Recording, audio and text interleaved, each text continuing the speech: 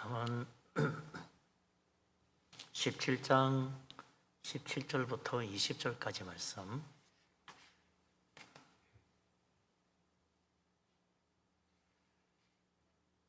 우리 다 같이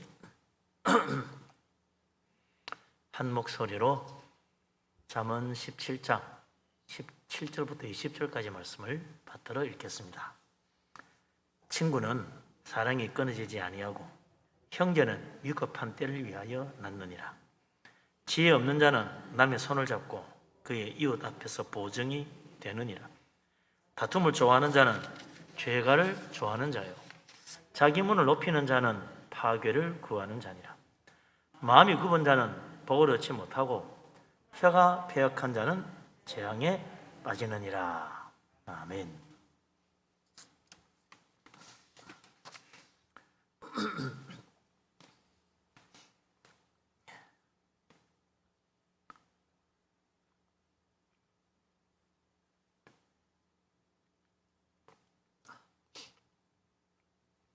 우리말에 친구 따라 강남 간다 그런 말 있잖아요. 얼마나 친구가 좋으면 강남까지 가냐. 그 친구 너무 믿고 따르지 말라는 말도 될 수도 있고요. 친구 따라 강남 간다는 말, 그렇게 친구라고 무조건 따라가면 안 된다 그런 뜻도 될 수도 있고, 친구가 정말로 좋기 때문에 강남까지라도 따라갈 수 있다 그런 말도 될 수 있겠죠. 이중적인 의미가 있다고 봐야 되겠죠. 친구는 정말 좋은 겁니다. 친구는 잊을 수가 없죠. 어릴 때 사귄 친구일수록 더 그렇습니다. 왜냐니까 그때는 다 순수하게 만났으니까 다 좋은 친구 같아요. 그러나 또 친구 잘못 사귀어가지고 인생이 참 아주 큰 어려움이나 파탄을 겪는 경우도 없잖아 있다 이거죠. 그래서 항상 부모님은 애들 학교 가면 뭐라 그래요? 좋은 친구 사귀라, 나쁜 친구 사귀지 마라 늘 그러거든요. 친구라고 다 같은 친구가 아니야. 좋은 친구가 있고 나쁜 친구가 있는 거죠. 가까이 해야 될 친구가 있고 가까이 하지 말아야 될 친구가 있다. 친구 따라 강남 가다 보니 친구가 하는 대로 갑니다. 그러니 교회도 그런 것 같아요. 교회도 기도하는 친구를 사귀면 기도하게 되고, 주일날 빠져서 놀러가는 친구 사귀게 되면 주일날 빠지고 놀러가는 거예요. 전도하는 친구 만나면 전도하게 되고, 성경 많이 보는 친구 만나면 성경 많이 보게 되는 거죠. 성가대 가서 열심히 찬양하는 친구 만나면 자기도 그냥 성가대 가기도 하다 보니 나도 노래 잘 부르게 돼. 처음부터 노래 잘 부르는 것도 아닌데 하다 보니 그래 됐어. 뭐 교사하는 사람도 있고 뭐 여러 가지 봉사하는 사람도 있고 다 그런데 자기 이제 다 누구를 끌어들입니까? 자기 친구를, 친한 사람 끌어들이는 거야. 친한 사람. 친하지도 않은 사람 끌어들이기는 어렵죠. 친한 사람 데리고는. 그래서 우리가 믿음의 친구를 잘 사귀는 게 참 중요하죠. 그런데 세상에 술 친구 사귀면 날마다 술 먹게 돼. 안 그래요? 술 먹게 되지. 친구가 등산 좋아하면 친구 따라 등산 가게 된다니까. 믿음의 친구를 사귀어야 된다. 오늘 이 친구가 얼마나 중요하냐, 그걸 솔로몬도 이야기해 주고 있잖아요. 솔로몬이 잠언 17장 17절에 친구가 얼마나 중요한가에 대해서 이야기해 줍니다. 다시 한번 읽어봅시다. 뭐라고 그랬나? 친구는 사랑에 끊어지지 아니하고 형제는 위급한 때를 위하여 낳느니라. 아멘. 지혜로운 사람이라면 절대 놓치지 말아야 될 일이 있는데, 그게 바로 좋은 친구, 좋은 형제 놓치면 안 된다. 인생 살아가는데 모든 일이 자기 혼자 다 할 수 있으면 친구 없어도 되고, 자기 능력으로 다 해결할 수 있으면 형제 없어도 돼요. 그러나 인생이 그렇지가 않거든요. 살다 보면 어려움을 당하고 혼자 감당하기 힘겨운 일들이 생깁니다. 그러니 때로는 옆에서 친구가 도와주기도 하고 형제가 또 버텨주기도 하고 이래가지고 어려움을 이겨나가는 경우가 많다 이거죠. 그러니까 형제와 친구가 참 소중합니다. 형제와 친구가 왜 소중하냐? 친구는 사랑에 끊어지지 않기 때문에 그렇다. 사랑에 끊어지면 그건 더 이상 친구가 아니지. 나쁜 친구라. 진짜 좋은 친구는 사랑에 끊어지지 않는데 계속해서 좋을 때나 뭐 어려울 때나 정말 사랑으로 대하는 친구가 진짜 친구다. 또 형제는 위급한 때를 위하여 놨으니까 정말 위급할 때, 정말 어려울 때 도움이 될 사람은 피를 나눈 형제밖에 없다. 그 사실 그런 것 같아요. 친구도 어떻게 하지 못하는데 형제는 도와주는 게 다르대, 그죠? 그러니까 형제지. 근데 형제도 또 보면 그렇지 않은 형제도 많아. 어려울 때 내 몰라 하는 형제도 있다, 이거죠. 왜 찾아왔냐 그런 사람도 있어요, 형제간에도. 그래서 이 말을 거꾸로 하면 사랑이 끊어지지 않는 친구가 진짜 친구고 위급한 때에 도와주는 형제가 진짜 형제다, 뭐 그런 말이 될 수도 있죠. 이걸 거꾸로 번역해 놓은 데도 있어요. 친구는 사랑이 끊어지지 않는다라고 번역을 우리는 해왔지만 이걸 거꾸로 사랑이 끊어지지 않는 게 친구다, 이렇게 번역한 데도 있다.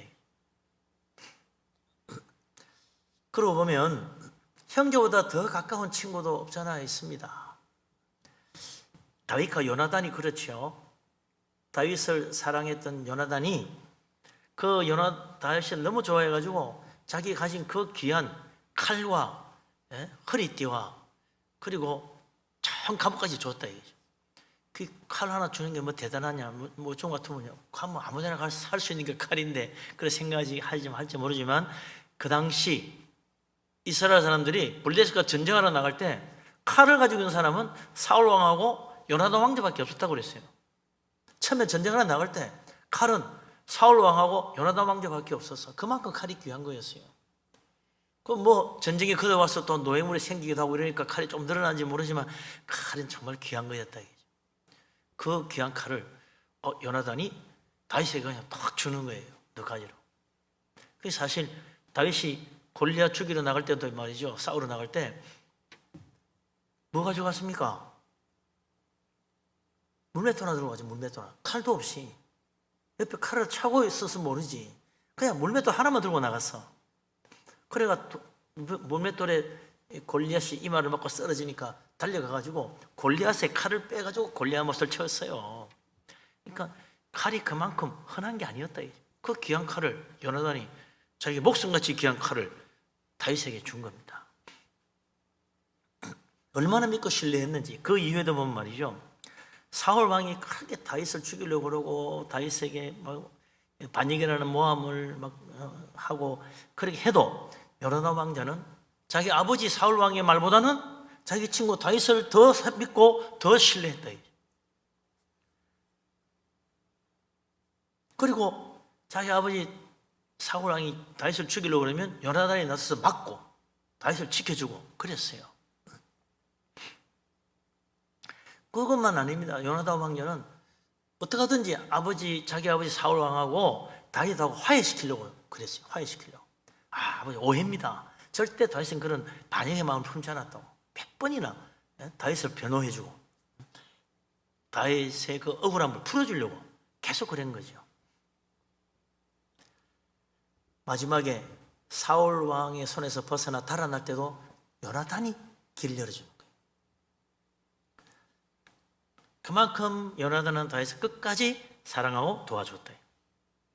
그래서 모든 사람이 부러워하는 친구 그러면 다윗과 요나단 꼭 이야기를 하는 거죠. 친구 중에 친구라. 이런 성경에 보면 이런 참 기가 막힌 친구가 다윗과 요나단만 있었냐? 그거 말고도 많아요. 특별히 또 친구 그러면 어린 시절에 바벨론의 포로로 잡혀갔던 다니엘과 세 친구, 이 네 명이 똘똘 뭉쳐가지고 그 바벨론에 가서 정말 하나님 잘 믿고 말씀대로 살자. 이것이 그들의 인생 평생을 좌우하는 그런 믿음의 결단이 됐단 말이죠. 그런 거 보면요, 다니엘과 세 친구가 어릴 때부터 교회에서 믿음 생활하고 하나님 말씀 배우고 한 이게 바벨론에 포로 잡혀갔어도 어린 소년이니까 그만큼 마음이 순수한 거예요.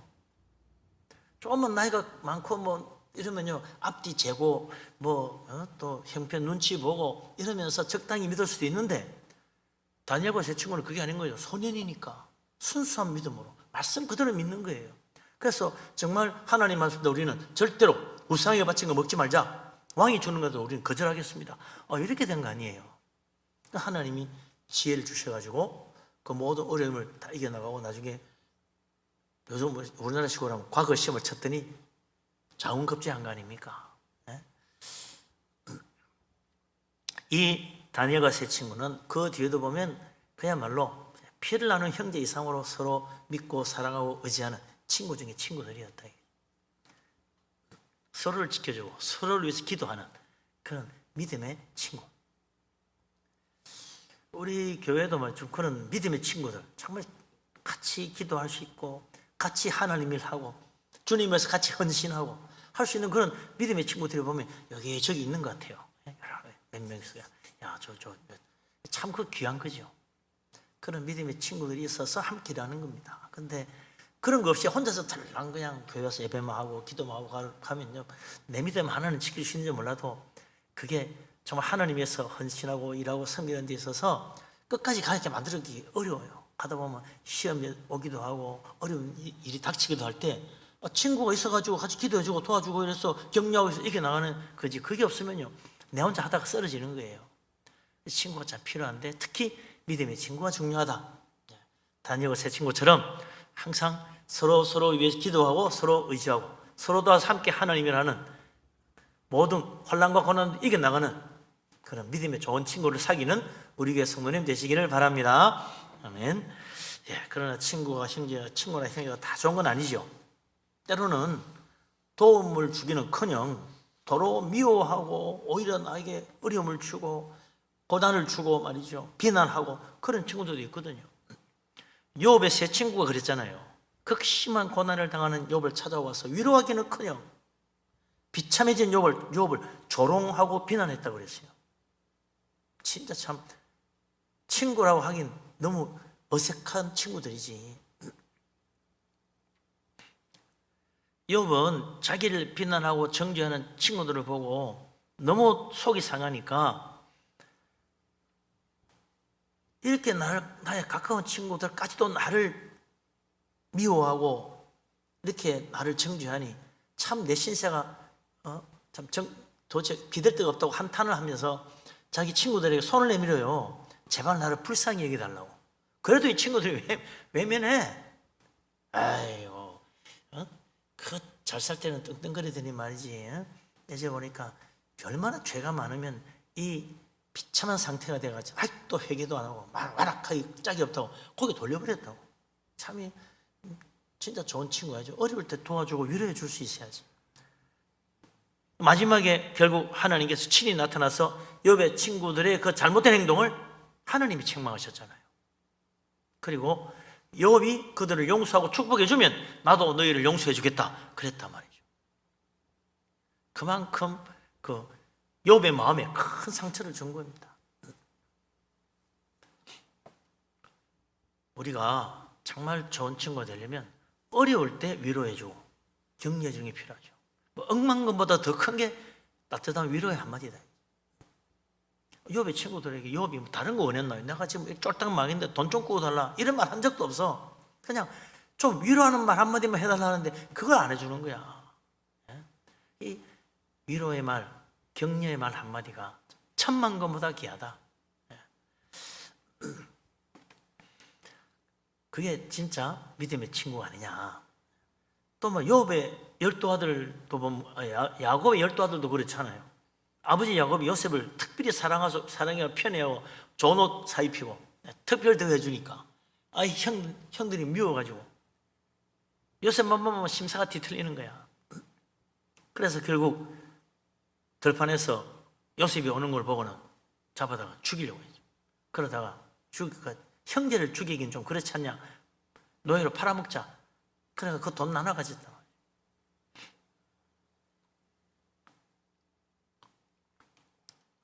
그 때문에 요셉은 나이 30이 될 때까지 노예 생활 감옥살이, 정말 어두운 청소년 시절을 보내는 거죠. 불행한 젊은 청년 시절이 된 자기 형제들 때문에, 다른 사람 아니에요. 무슨 다른 원수가 와서 그런 게 아니에요. 그러니 우리 예수님 말씀처럼 집안 식구가 원수가 될 수도 있다. 집안 식구가 원수가 된다. 그렇게 되지 않도록 기도해야죠. 그러나 대부분의 경우는 그렇지 않죠. 솔로몬이 말한 것처럼 친구는 사랑에 끊어지지 않고, 형제는 위급한 때 위해서 정말 도움을 줄 수 있는 게 사람이 바로 형제다. 그게 일반적이지요. 그래서 우리가 친구를 소중히 여기고 형제를 함부로 무시하면 안 된다. 잘 대줘야 된다. 그런데 우리에게 진짜 귀한 친구가 한 분 계시지요. 요한복음 15장 14절 15절에 보면 예수 그리스도께서 말씀하시기를 너희는 내가 명하는 대로 행하면 곧 나의 친구라 그랬어요. 우리가 예수님 믿고 예수님 말씀대로 살다고 할 때 우리는 이미 예수님 친구가 되어 있는 거예요. 주님 말씀하기를 그런 사람은 내가 더 이상 종이라고 하지 않고 친구라고 한다. 예수 믿고 하나님 말씀을 소중히 여기고 예수님 말씀대로 살려고 하는 사람은요, 주님의 종이 아니고 주님의 친구예요. 주님이 그만큼 우리를 사랑하시고 귀히 여기신다. 왜 종이 아니고 친구냐? 주님 말씀하기를 친구를 위해서 목숨을 버리면 이보다 더 큰 사랑이 없다. 나는 너희를 위해 목숨을 버리노라 그랬어요. 그러니 친구도 보통 친구가 아니야. 우리 예수님은 주님 말씀대로 사는 사람은 친구 등의 친구를 여기시고 친구를 위해서 자기 목숨도 기꺼이 십자가에 내어주셔서 우리를 구원해 주신다. 정말 주님이 내가 사랑하는 친구인데 죄 때문에 지옥을 가? 그럴 수 없지. 내가 구해주지. 주님이 그러셨다는 거예요. 그만큼 주님이 우리를 가장 귀한 친구로 대해주시고 자기 목숨도 기꺼이 십자가에 내주셔가지고 희생제물로 삼고 우리를 위해 희생하시고 자기 몸을 제물로 삼아서 우리를 구원해 준 거 아니에요. 그러니 예수님이야말로 진짜 친구 중에 친구다.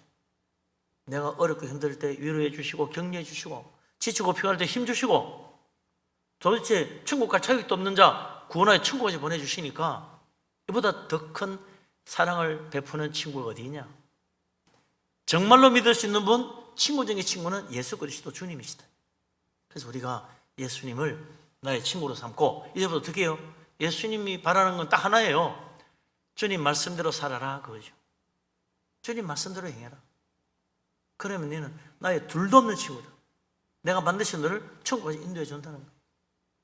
우리 주님 말씀에 귀를 기울이고 주님 말씀 마음에 새기고 주님 말씀대로 행하여서 정말 좋은 땅에 뿌려진 씨와 같이 되어서 100배 열매 맺고 기도마다 응답받고 주님의 십자가 은혜로 천국의 소망을 붙드는 복된 믿음의 사람, 예수님을 나의 친구로 삼는 복된 사람 다 되시기를 주의 이름으로 축원합니다. 아멘. 사랑하는 친구, 또 귀한 형제 가까이 하고 놓치지 말아야 되는 것이 지혜로운 일이다. 그러면 지혜로운 자가 또 가까이 할 것, 친구와 형제인데 멀리 해야 될 것도 있다. 정말 지혜롭다면 가까이 하지 말아야 될 것도 있다.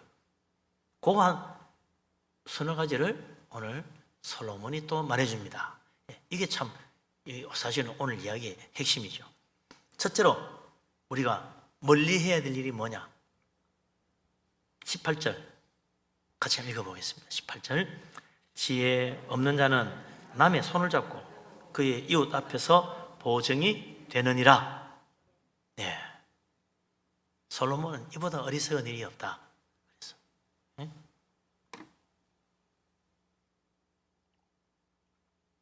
친구를 위해 자기 목숨을 버리는 진실한 주님이 있는가 하면 친구라고 하면서 나를 이용해 먹는 악한 자도 있다. 그 중에 하나가 보증 써달라는 사람이다. 그래 생각하면 된다는 거예요.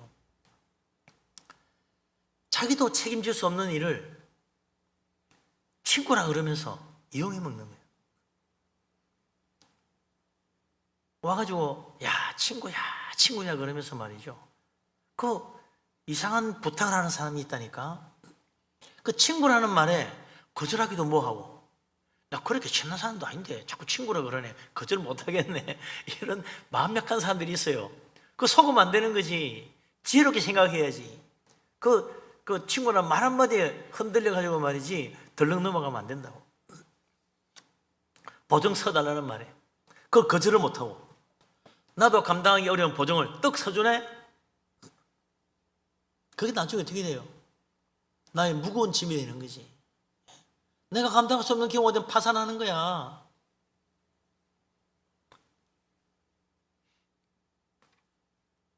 그 지혜왕 솔로몬이 여기만 아니고 잠언 22장 26절에도 뭐라 그랬냐면 남의 빚에 보증을 서지 말라 그랬어요. 그 남을 위해 보증을 선 자는 반드시 손해를 당하게 돼 있다 그랬습니다. 나중에는 뭐 감당할 수 없는 지경이 되어가지고 그 남의 빚을 내가 책임을 지고 자기 집 재산까지 다 빼앗기고 파산하고 알거지 된다니까. 그런 사람이 한둘이요. 솔로몬은 잠언에서 6번이나 6군데에서 계속해서 보증하지 마라, 보증하지 마라, 보증 서지 마라, 보증하지 마라, 보증하면 안 된다, 보증하지 마라. 6번이나 6번이나 강조하고 또 강조한 게 보증하지 말라는 거예요. 왜? 하지 말라고 그러겠어요? 아, 친구 어린다 도와줘야 하는데 네 능력이 안 되는데 뭐 자꾸 한다고 그러냐. 그 친구 왜 보증 써달라고 하겠냐. 자기 능력이 안 되기 때문에 보증 써달라는 건데 자기 능력이 안 되는 건 네가 감당할 수 있겠냐. 잘 생각해봐라. 자기 자신도 감당이 안 되니까 보증까지 해달라는 거 아니에요. 근데 그걸 내가 어떻게 감당하겠니. 함부로 하지 말라는 거죠. 조금만 지혜롭게 생각해보면 내가 정말 감당할 능력이 되고 그 정도 뭐 야 집안 쪽 괜찮아. 난 집 서너 채 있어. 하나 줘도 돼. 이 정도면 괜찮겠지. 그런데 그게 아니고 달랑 집 한 채 가지고 있는데 보증 써달라고 써줬더니 그냥 내가 있던 집 하나 덜렁 날아가. 그 다음에 어디 길바닥에 나앉아야지. 혼자 길바닥에 나앉으면 괜찮은데 자식들까지 다 같이 길바닥에 나앉으면 어떡하려고 그래. 어리석은 일이죠. 그래서 솔로몬이 절대로 그러지 마라. 세상 이체가 그렇지 않다. 말해줘. 강조란. 그런데 정말 우리 인생을 위해서 보증해 줄 수 있는 딱 한 분이 있어. 누굽니까? 천지 만물의 창조주요 만물의 주인이시고 전지전능하신 하나님. 그분만이 진짜 우리 인생을 보증해 줄 수 있는 유일한 분입니다. 그런 분이 무슨 보증을 쓰나? 성경은요 바로 그 하나님이 우리 인생을 보증해 준다고 거듭거듭 이야기하고 있어요. 히브리서 7장 22절에 보면 예수 그리스도는 우리의 그 구원을 위하여 율법보다 더 나은 언약의 보증이 되신다 그랬어요. 율법보다 더 나은 언약이 뭡니까? 복음의 언약. 율법의 언약은 뭐가 잘못됐어요? 다 좋은데 참 좋은 말씀들인데 정말 그 계명들 다 지켜야 될 일인데 다 지켜야 구원해 준다는 거야. 그게 문제지. 요거 하나라도 어기면 구원 못 받아. 다 지켜야 돼. 그러니 100% 다 지킨 사람 어디 있어요? 이건 뭐 완전히 족쇄네. 한마디로 그냥 걸리기만 해라 이러는 거나 같은 이야기라. 율법의 언약 듣기는 좋은 것 같은데 막상 해보면 이거 불가능한 일이라 누가 감당하겠냐고. 근데 예수님께서 그거 너희들 도저히 감당하기 어려우니 이제 누구든지 십자가 은혜를 의지하고 복음의 그 말씀을 듣고 하나님 믿으면 다 구원해 준다. 그게 됩니까? 그래서 예수님이 내가 보증하지. 그 복음의 보증자가 예수님이라는 거예요. 나를 믿으면 내가 책임지고 구원해 주겠다. 내가 보증자다. 그래서 예수 그리스도 십자가 속죄의 피를 의지하고 복음의 언약을 믿는 자는 주님이 모든 죄를 용서하시고 그를 지옥 권세에서 구원하여 저 천국의 영광의 나라에 이르도록 주님이 책임지고 인도해 주는 거예요. 주님은 책임지고도 남지 능력이 무한하셔서 그러니 보증해 주고도 남으시는 분이야. 얼마든지 보증해 줘요. 믿을 수 있는 보증이죠. 에베소서 1장 14절에도 보면 그리스도는 우리가 기업으로 받을 천국에 대한 보증이 되신다 그랬습니다. 하나님은 복음의 진리를 듣고 주님 약속을 믿는 자들을 그리스도 안에서 택해가지고 하나님의 자녀가 되게 하십니다. 그걸 어떻게 아느냐고? 그걸 어떻게 믿냐고? 예수님이 보증해 주는 거예요. 예수 믿는 우리들이 하늘 영광을 바라보고 그 구원의 확신을 가지고 날마다 찬송하며 살 수 있도록 주님이 우리의 보증이 되시는 겁니다. 뭐 믿고 날마다 하나님 찬양하려고? 예수님이 보증해 준 거예요. 예수님.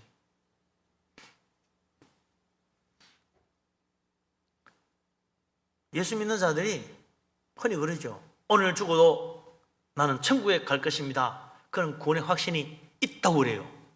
에이, 무슨 터무니없는 자신감. 가봐야 알지. 그 예수 믿는 사람은 허풍이 심해. 그렇게 말하는 사람이 있는데 몰라서 그렇지. 우리 자신만 보면 그 말이 맞아. 허풍이지 그거. 예? 안 그래요? 내 모습만 보면요 터무니없는 자신감이야. 말도 안 돼. 나보다 나은 것도 없는데 네가 왜 천국 가냐? 그런다고. 예? 그러나 전능하신 하나님의 아들 예수 그리스도 주님께서 보증해 주신 일이니까 이보다 더 확실한 보증이 어디 있어요? 주님이 약속하신 겁니다. 책임지고 천국 보내준다고. 그러니 확신 가져도 되는 거예요. 예수님 말씀하셨습니다. 나를 믿는 자는 영생을 얻었고 분명히 얻었다고 그랬어요. 나를 믿는 자는 그 영생을 얻을 수도 있느니라. 이랬더라면 우리가 함부로 확신 못 가지지. 예수 믿는 자는 영생을 얻었다 그랬어요. 거기에 대해서 뭐 그럴 수도 있다, 나중에 두고 보자, 잘하면 된다 이런 이야기 아니에요. 나를 믿는 자는 잘하면 영생 얻을 수 있다, 그거 아니죠. 그런 말 아닙니다. 믿는 자는 누구나 다 영생 얻는 거예요. 주님 말씀하기를 아버지께서 내게 주신 자를 내가 하나도 잃어버리지 않고 마지막 날에 다시 살릴 것이라 주님이 약속하셨어요. 우리는 죽어도 다시 부활하여 영생의 나라에 가는 겁니다. 에이, 뭐 그걸 누가 하냐고. 죽었다 살았으면 누가 하냐고. 예수님이 보증하셔서 아버지께서 내게 주신 자, 하나님 예수 믿는 모든 사람 예수님이 책임지고 하나도 잃어버리지 않고 다 마지막 날에 살린다잖아요. 예수님 보증이니까 우리 예수님 믿고 가는 거예요. 다른 거 아니다. 우리는 오늘도 확신 가지고 천국 소망 바라보고 믿음 생활하는 것입니다. 오늘 우리가 예배도 확신 가지고 천국 소망 가지고 예배하는 거예요.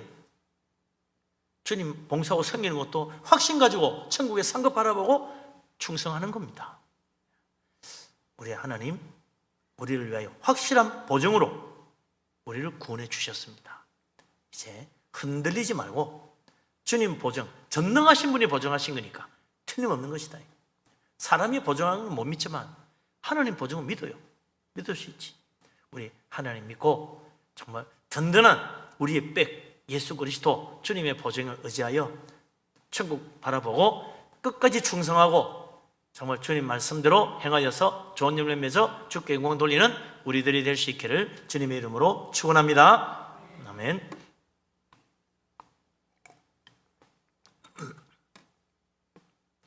그 다음으로 지혜로운 사람이라면 멀리해야 될 일, 하지 말아야 될 일, 그게 19절에 나옵니다. 19절 같이 읽어보죠.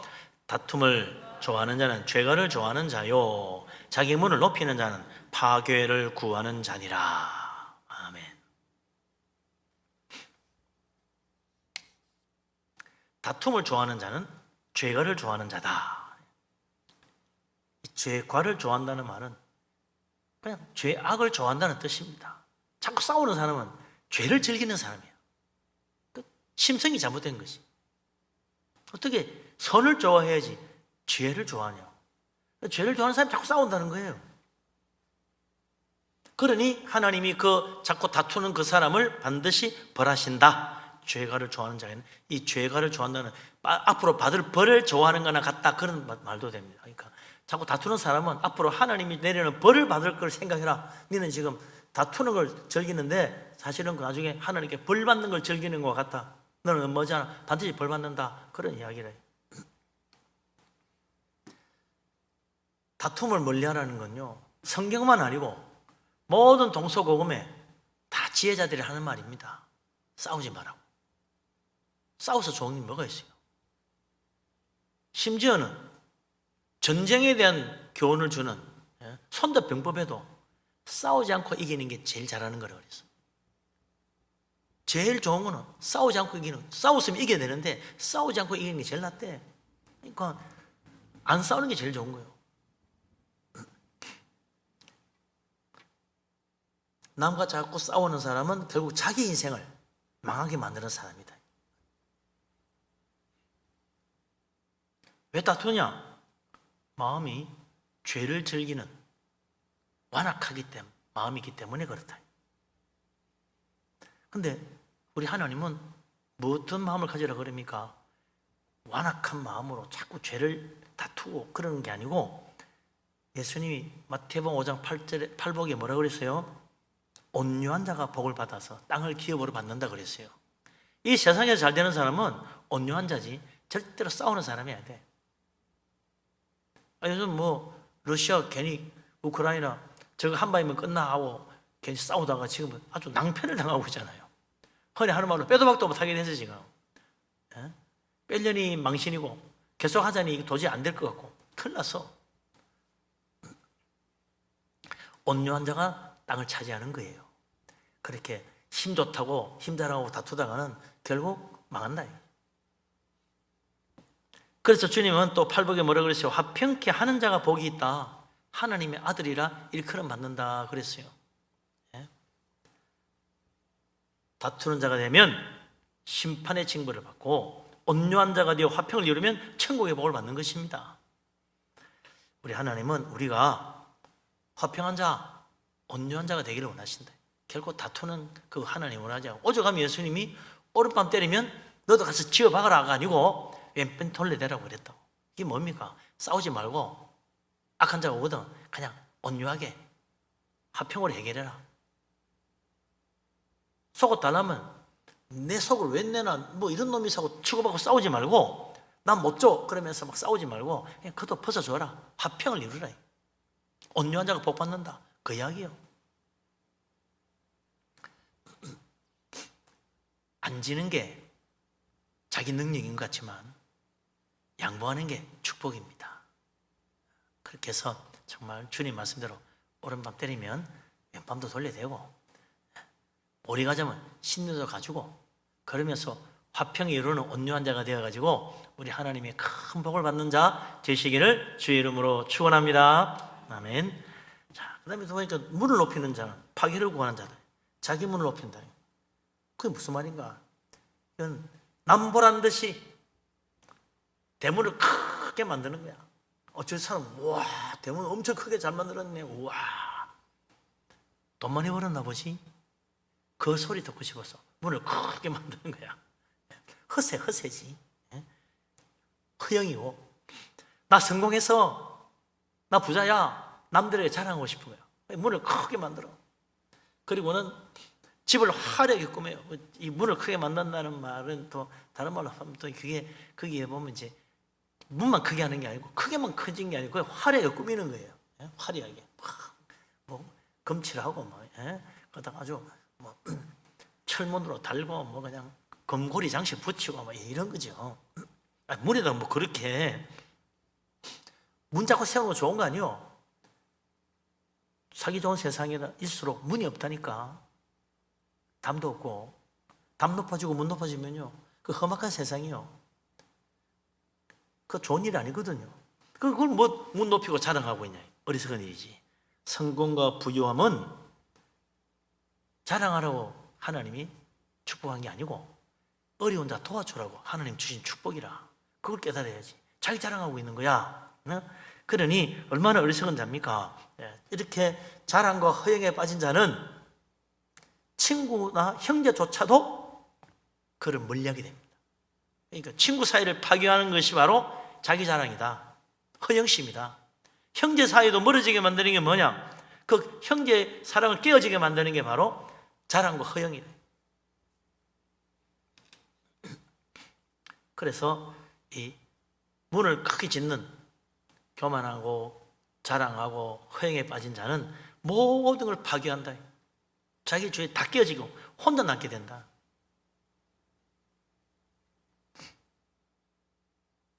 나중에는 자기 자신도 파멸을 하게 된다. 그래서 하나님은 우리가 할 수 있는 모든 자와 더불어 화목하라 그래요. 겸손하게 낮추라 그러는 거야. 그리고 내가 가진 것으로 자랑하는 게 아니고 남을 도와주는 데 써라. 베푸는 자가 복 있는 사람이에요. 하나님 우리가 화목하기 원하십니다. 우리 하나님은요 화목에 모든 본을 보이신 분입니다. 그래서 에베소서 2장 14절, 15, 16절에 예수 그리스도는 우리의 화평인지라 그랬어요. 예수님이 우리 화평입니다. 어떻게 주님 우리의 화평인가? 주님은 십자가를 지고 자기를 희생하여 원수된 것을 십자가로 소멸했다고 그랬습니다. 원수된 것조차도 예수님이 십자가로 다 없애버린 거예요. 예수님이 십자가로 뭘 없앴다는 건가? 하나님과 우리 사이에 담을 흘어버린 거예요. 죄악이 가려가지고 하나님께 갈 수도 없고 하나님의 사랑을 받을 수도 없고 하나님 은혜를 딱 가로막아가지고 하나님과 완전히 등지고 원수 맺게 만들었는데 예수님이 오셔가지고 십자가의 피로 그 막힌 담을 흘어버리고 하나님과 우리 사이 원수된 것을 다 풀고 이제 화목하게 만들어 줬다는 거예요. 그래서 예수님 우리의 화평이라. 성탄절은 예수님이 탄생하신 날이잖아요. 주님께서 사람이 되셨어요. 무슨 소리입니까? 하나님이 사람이 됐다는 건 겸손하게 자기를 낮추신 거예요. 문턱을 높인 게 아니고 문턱을 낮춘 거예요. 우린 도저히 하늘나라 갈 수 없어. 너무 높아가지고. 하늘나라 문이 얼마나 높은지. 그런데 예수님이 인간에 대해 오셨어요. 인간의 몸을 입고 사람이 되어 오셨어요. 누구든지 만날 수 있어. 가장 낮은 곳에 오셔가지고 얼마든지 오라는 거예요. 그러니 문을 높인 자는 어리석은 자고 문을 낮추는 자가 지혜로운 자고 복 있는 사람이라. 우리 예수님 스스로 낮추시는데 왜 내가 높이냐고. 나도 낮춰야죠. 그래서 예수님이 낮아지고 겸손하게 모든 문턱을 낮추어서 지극히 낮은 자리에 오시니 하나님께는 영광이요 땅에는 평화라. 놀라운 화목의 축복이 이루어지는 것입니다. 만약에 주님이 자기를 높이고 문턱을 높였더라면 우리는 주님께 가까이 가지 못합니다. 어떻게 은혜 받고 구원받을 수 있겠습니까? 예수님이 이 땅에 화평을 이루시기 위해서 자기를 낮추어 이 땅에 오셨습니다. 자기를 높이 어리석은 사람 되지 말고 겸손하게 낮추어서 주님과 함께 참 섬기고 베푸는 자 되어가지고 저 천국의 영광에 이룰 수 있는 복된 사람, 주님의 사랑과 은혜를 탁 받고 십자가 은혜로 하나님과 화평하여 구하는 것마다 다 받고 주님의 축복 가운데 범사가 형통하여 하나님 영광 돌리고 또 선한 열매로 많은 사람을 주께로 이끄는 하나님의 자녀, 예수님의 친구 될 수 있기를 주님의 이름으로 축복합니다. 아멘. 마지막으로 멀리해야 될 것, 어리석은 일. 20절 보고 마시죠. 20절 같이 읽겠습니다. 마음이 굽은 자는 복을 얻지 못하고 혀가 패역하는 재앙에 빠지느니라. 아멘. 마음이 굽은 자라는 건요, 마음이 비뚤어진 사람, 비뚤어진 사람. 마음이 발라야 되는데 비뚤어졌어. 그러니까 어떻게 돼요? 뭔 일만 있으면 원망을 하는 거야. 마음이 비뚤어지니까. 감사를 못하고 원망을 자꾸 해. 축복하고 칭찬해야 되는데 자꾸 원망하는 거야. 비난하는 거야. 남 좋은 점 보고 참 잘합니다, 훌륭하면 내려야 되는데 남의 잘못이나 단점만 자꾸 덜쳐내고 험담을 하는 거지. 이런 사람은 사람만 그렇게 자꾸 험담하고 비난하는 게 아니라 일도 그래. 여기서 일을 맡기면 자꾸 험담하고 비난하는 거야. 부정적으로 봐. 그러고는 일을 못해. 그게 무슨 복을 받아요?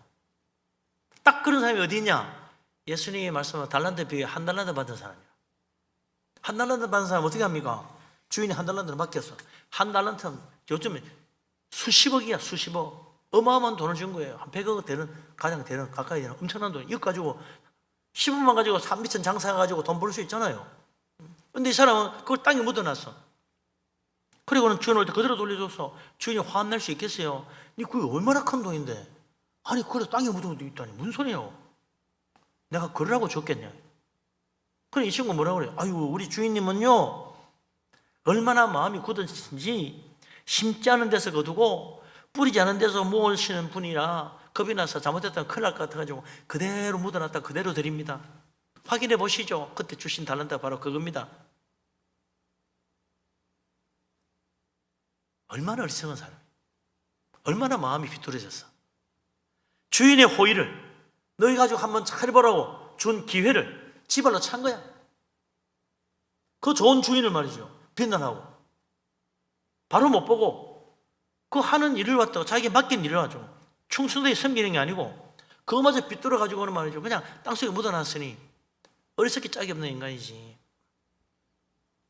축복을 저주의 기회로 만들어버리는 참 미련한 자라. 2달란트 받은 종, 5달란트 받은 종은 안 그러잖아요. 주인이 맡기자마자 그걸 즉시 가서 일합니다. 2배를 남겼잖아요. 주인이 뭐라고 그래요? 착하고 충성된 종아 그랬어. 심성이 비뚤어지지 않았어. 마음이 바르고 착한 거야. 그러니 주인이 맡기니까 그걸 주인이 나를 사랑해가지고 나를 인정해서 $2 주시는구나, $5 주시는구나, 야 열심히 해야지. 그래가지고 열심히 일해가지고 갑절을 남겨가지고 주인을 기쁘게 하잖아요. 그 칭찬과 축복을 받는 거지. 마음이 비뚤어지면 기회도 놓친다. 복으로 보지 못한다. 마음이 비뚤어지면 좋은 사람은 좋게 못 보고 자꾸 나쁘게 본다. 좋은 말 못하고 나쁜 말 하고 이러니 받을 복 다 놓치는 거예요. $1 받은 사람처럼 마음이 비뚤어지면 안 됩니다. $2, $5 받은 사람처럼 착하고 충성된 마음으로 하나님 바라보고 하나님께 충성하고 헌신해야죠. 근데 들었던 사람은 내가 교회에서 뭘 해? 뭐 내가 한다고 뭐 하나님 알아나 주나? 이러면서 그 자기가 받은 달란트, 자기가 할 수 있는 일들을 좋은 직책 다 맡겨놔도 그냥 두 손 딱 놓거나 아무 일도 안 하는 사람이 있다니까.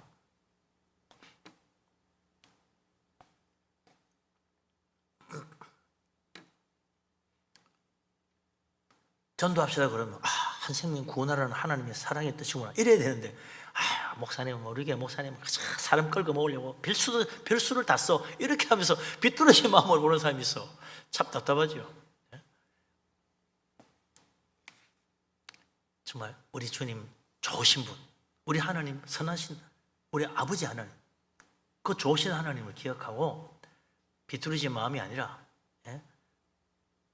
참 착하고 충성된 마음으로 주님을 잘 숨겨가지고 갑절을 남겨 주님 앞에 칭찬과 축복을 받는 우리 모두가 될 수 있기를 주의 이름으로 축원합니다. 아멘. 마지막으로 혀가 폐역한 자라는 건요, 거짓말하는 사람 말하는 거예요. 우리 예수님 그래서 모든 거짓은 어디서 온다? 사탄에게서 온다. 모든 거짓의 뿌리를 찾아가면 다 사탄이다. 그러니 거짓말하는 자는 사탄의 유혹에 이미 마음이 팔린 자라. 예수님은 진리만 말씀하셨잖아요. 오직 진리만 말씀하시면 진실로 말한다고 몇 번이나 강조하잖아요. 근데도 그 예수님 말씀을 진리로 받지 못하는 자는 마음이 비뚤어진 사람이에요. 주님이 계속 진실로 하는데 그걸 이거 진실로 이거 뭐 진리인가 보다, 이거 뭐가 있구나 하고 봐야지 그게 복된 사람이지. 우리 예수님 말씀을 세상 말이나 사탄의 말처럼 생각하면 안 돼요. 사탄의 말은 그 혀가 폐역해가지고 다 거짓말과 악한 말들로 가득하지만 우리 주님은 진리의 말, 은혜로운 말, 생명의 말, 축복의 말로 가득 채워 우리에게 주잖아요. 그런데도 불구하고 진리의 주님 말씀에 귀를 기울이지 못하고 혀가 폐역한 사탄의 소리, 거짓된 세상의 가르침에 마음이 끌려가면 재앙에 빠지게 될 수밖에 없다. 재앙이 저절로 찾아오는 게 아니다. 이렇게 혀가 폐역한 자, 거짓을 따라가는 자는 스스로 재앙이라는 함정에 빠지는 것이다. 우리는 진리신 예수님 바라보고 진리의 음성에 귀를 기울이고 진실로 주시는 그 귀한 복음의 진리, 그걸 딱 마음에 딱 받아서 그 말씀대로 다 살아감으로 참으로 진리 열매를 맺고 진리의 빛 가운데 살아가고 우리 하나님 앞에 서는 날 정말 영광 가운데 멸류관 받는 하나님의 사랑받는 자녀, 축복된 천국 백성 다 되시기를 주의 이름으로 축원합니다. 아멘. 기도하겠습니다.